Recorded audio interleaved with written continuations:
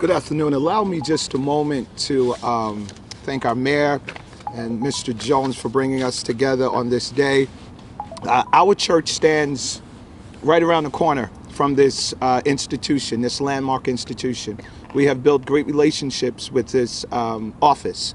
It would be, as you've heard before, a travesty for this organization, for this landmark institution to be removed from our community, from our families. Our families will suffer. Our neighborhoods would suffer. And it's time that we do what we're doing together today.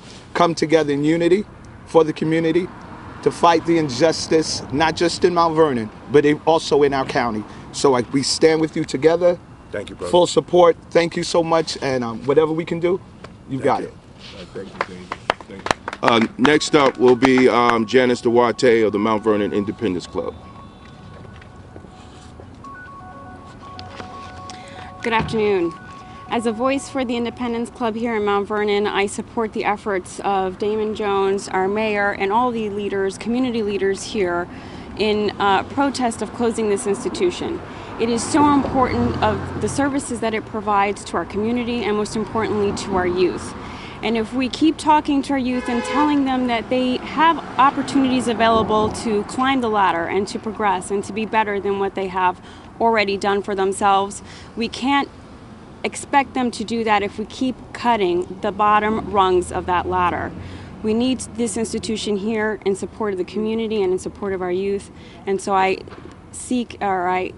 ask the county to reconsider their decision and reinstate the probation office here in Mount Vernon. Thank you. Thank you. Last but not least, Ken Bright of the LPS Group. Good afternoon, and thank you, Mayor and Mr. Damon, for inviting me. But at the same time, I'm here because I have a committed obligation to support those who are returning citizens into my community. We are a reentry transitional program for those returning citizens.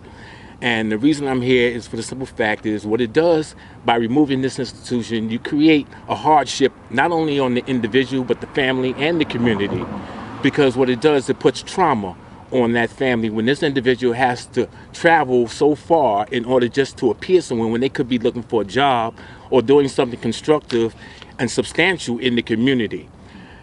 This institution here was right here in their backyard, so it was nothing that they had no problem of coming getting help or getting services from this place, but to send them all the way up to White Plains makes no sense and it's not economically sound. Right. That's right. Thank you. That's right, Ken. That's right. I'd like to thank everybody that came out today. And I also want to make one note before we close for questions. The Westchester County Jail is half empty. It's close to 1,100 inmates. But is this the way off the backs of the people in Mount Vernon to fill up these cell blocks? You know, we have to look at that because moving this probation office will adversely affect the young black and brown and Latino youth that's in here. And without this program, without this building here, without these probation officers, they'll easily commit more crimes, join criminal gangs, and be right back in Valhalla. So we need to ask that question. You know, what is we might say is the bottom line, but what is the real reason behind it? I'd like to take any questions.